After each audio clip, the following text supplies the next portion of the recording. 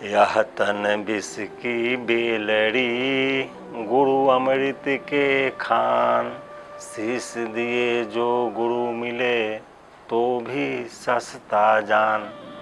प्रेम से बोलिए गुरु भगवान की जय।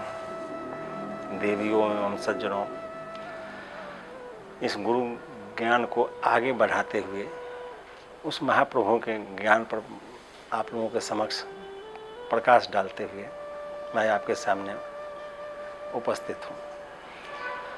यह संसार माया का है, इसी में सब लोग उलझे हुए हैं। इसी कारण सारा दुनिया भटक रहा है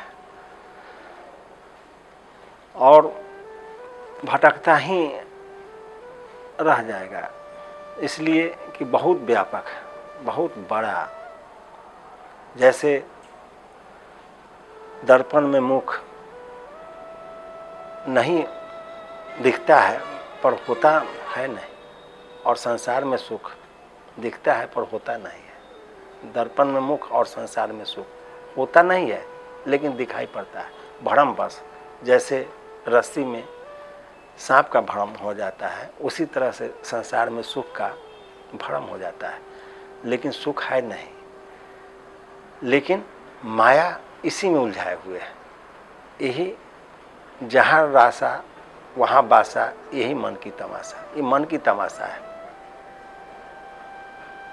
यह अनंत योनियों में अनंत काल से भ्रमण करा रहा है और मनुष्य भ्रमित हो रहा है। संसार मोह माया से ग्रसित है।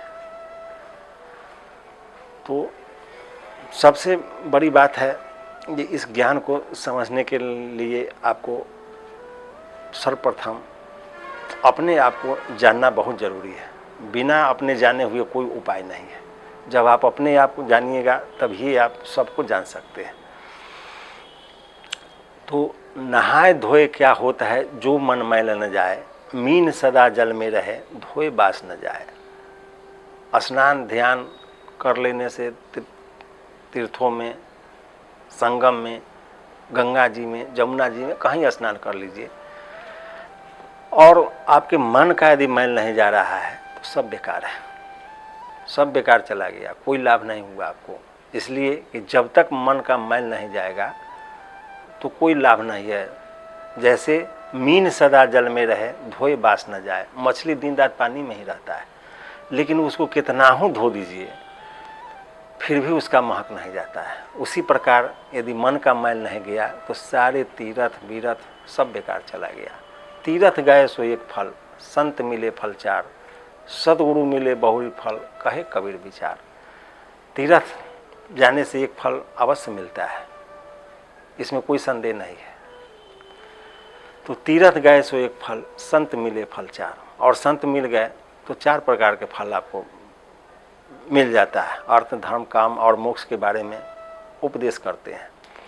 लेकिन यदि सदगुरु मिल गए तो बहुरी फल, कहे कबीर विचार। वो डायरेक्ट मोक्ष का उपदेश करेंगे, उस ब्रह्म को प्राप्त कराने वाले वाणी का उपदेश करेंगे, जिससे उस परम तत्व परमात्मा को आप बहुत आसानी से प्राप्त कर लीजिएगा। इसमें कोई संदेह नहीं, कोई संशय नहीं, यही सच्चाई है। तो आजकल सभी लोग साधन में लगे हुए हैं। ऐसा कोई परिवार नहीं, ऐसा कोई घर नहीं, ऐसा कोई मनुष्य नहीं जो कहीं ना कहीं कुछ न कुछ करते हो। निश्चित रूप से वह ईश्वर की प्राप्ति के लिए धर्म के नाम पर कुछ न कुछ जरूर जैसे कर रहे हैं। हर घर में पूजा पाठ, धूप दीप अगरबत्ती सब जल रहा है। सभी लोग कथा प्रवचन चिंतन भजन मनन सब कोई कर रहे हैं, कोई बचा हुआ नहीं है। सभी जगह सब लोग कर रहे हैं, लेकिन उसका फल नहीं मिलता है। फल नहीं मिलने से मनुष्य एक निराशा और एक घोर अंधकार में प्रवेश कर जाता है, जिससे उसके अंदर का शांति भंग हो जाता है और मन अशांत सा हो जाता है। तो माला तो कर में फिरे, जीभ फिरे मुख माही। मनमा तो चहुदिशी फिरे, ये तो सुमिरन नहीं। महापुरुषों ने बताया कि माला तो कर में फिरे। माला लेकर आप हाथ में जप रहे हैं, कितने माला जपते जपते घिस गए, उंगली भी घिस गया, लेकिन जो होना चाहिए नहीं होगा। तो माला कर में ही फिरता रह गया और जीभ मुख में फिर रहा है। जीभ से आप मंत्र का उच्चारण कर रहे हैं, लेकिन जिसको सुमिरन कर में रहना चाहिए, जिसको सुमिरन करना चाहिए, वह मन चारों दिशा में घूम रहा है, चारों दिशा में, वो एक जगह बैठ ही नहीं रहा है। तो फिर असंभव है, सारी मेहनत बेकार चले जाते हैं। इसलिए मन का साधन कठिन न मन का टेका। साधन कठिन नहीं होना चाहिए। ज़्यादा आजकल लोग हठ योग करने लगते हैं, उपवास करने लगते हैं, अपने शरीर को क्षति पहुंचाने लगते हैं, धूपों में, गर्मी में, ठंड में, बरसात में तरह तरह से परेशान हो जाते हैं। लेकिन यह सुमिरन का तरीका नहीं है। साधन कठिन नहीं होना चाहिए। मन की टेक, मन का दृढ़ता, मन का रुकना, मन को पकड़ना, ये कठिन होना चाहिए। यही साधन है। सारे साधन मन पर ही आश्रित है। इसलिए मन का साधन सही नहीं हुआ तो सब बेकार हो गया। तो मन की साधना पर बहुत अनिवार्य है। और मन की साधना सेवा से, सेवा सद्गुरु पावे, सेवा सद्गुरु का ही पाया जाता है, तब ये मन आपका पकड़ में आएगा। तो सेवा मतलब होता है सेवन करना, उनकी वाणी को सेवन करना, उनके वाणी को हृदय गम करना, उस पर मनन करना, चिंतन करना, विचार करना, यही सेवा का अर्थ है।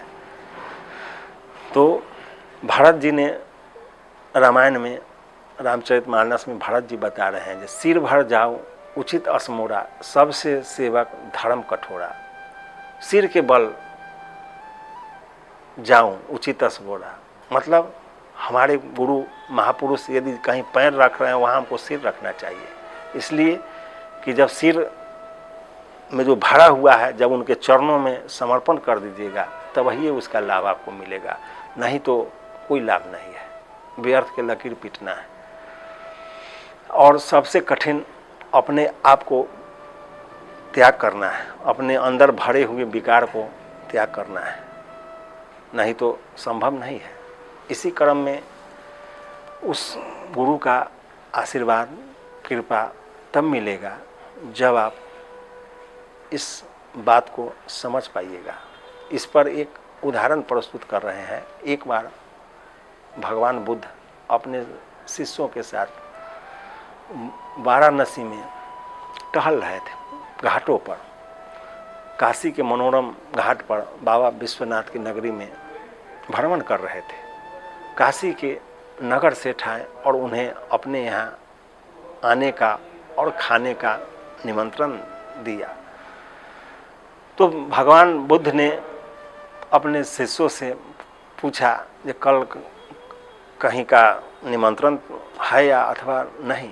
तो उनके शिष्यों ने कहा कि नहीं, कल तो कहीं का नहीं है। तो उन्होंने उस निमंत्रण को स्वीकार कर लिया, कहा कि ठीक है, कल मैं आपके पास जरूर आऊँगा। जब भगवान बुद्ध उसके पास गए तो सेठ ने बहुत भव्य स्वागत किया, बहुत व्यापक, उसको कहा नहीं जा सकता है, इस तरीके से व्यवस्था रखे हुए थे। लेकिन जब भगवान बुद्ध बैठे, सब लोग बैठा, तो सर्वप्रथम उसने दूध पात्र लाया, दूध लाया और महात्मा बुद्ध को ग्रहण करने के लिए प्रस्तुत किया। भगवान बुद्ध ने अपना कमंडल आगे बढ़ाया तो उसमें थोड़ा कीचड़ लगे हुए थे। तो नगर सेठ ने बताया कि महाराज क्षमा कीजिए, आपका कमंडल दूषित है, गंदा है, इसको साफ कर लीजिए, इसमें कीचड़ लगा हुआ है, नहीं तो ये दूध पात्र खराब हो जाएगा। तो भगवान बुद्ध ने देखा तो कहा अच्छा अच्छा ठीक है, इसको साफ कर लेते हैं। भगवान बुद्ध ने उसको साफ कर लिए। उसके बाद उसमें वह सेठ दूध रख दिया और भगवान बुद्ध उसको पी गए। पीने के बाद जब चलने लगे तो वह नगर सेठ कहा, जब प्रभु आशीर्वाद तो बनता है, आप तो महापुरुष हैं, हम लोग साधारण हैं, आपकी सेवा में वो उपस्थित है, इसलिए आशीर्वाद तो बन ही रहा है। तो कह रहे अवश्य आशीर्वाद अवश्य बनेगा, लेकिन यह बताओ जो आशीर्वाद दूध के दाम के बराबर दें या उससे ज़्यादा दें या कम दें। तो सेठ कहा दे महाराज आपके ऐसे महापुरुष यदि इस तरह से बोले तो ये तो बहुत आश्चर्य की बात है। आप तो महापुरुष हैं महाराज, आप जानते हैं ये आशीर्वाद का कोई मूल्य नहीं होता है, वो तो अमूल्य वस्तु है, उसका कोई मूल्य है जो आप उसको दूध से उसके मूल्य को तौल रहे हैं। तो भगवान बुद्ध ने कहा कि देखो आशीर्वाद तो मिलेगा, लेकिन जब हमारे कमंडल में कीचड़ लगे हुए थे तो तुमने दूध पात्र से वस्तु को नहीं डाला। क्यों? क्योंकि वो खराब हो जाएगा, तो तुम नहीं डाला। तो तुम्हारे काया रूपी कमंडल में कीचड़ भरे हुए हैं बहुत ज़्यादा, यदि मैं आशीर्वाद दे भी दूँ तो वह नष्ट भ्रष्ट हो जाएगा, उससे कोई लाभ नहीं होगा तुमको और बर्बाद हो जाएगा। इसलिए पहले तुम अपने काया रूपी कमंडल को साफ कर लो। आशीर्वाद स्वतः फूटता है, मांगने से आश्वासन मिलता है, आशीर्वाद नहीं। तो इस प्रकार से भगवान बुद्ध ने उसको शिक्षा देकर और वहाँ से चले गए। तो यही शब्द है, इसी शब्द को पकड़ा जाता है और इसी के अनुसार इसी के अनुरूप चला जाता है तो मनुष्य का कल्याण होता है। धोखा से कोई चीज़ की प्राप्ति नहीं हो सकती, धोखा ही होता है। इसलिए सही मार्ग पर चलना चाहिए। फिर अगले भाग में हम आपके सामने प्रस्तुत होंगे। तब तक जय गुरुदेव।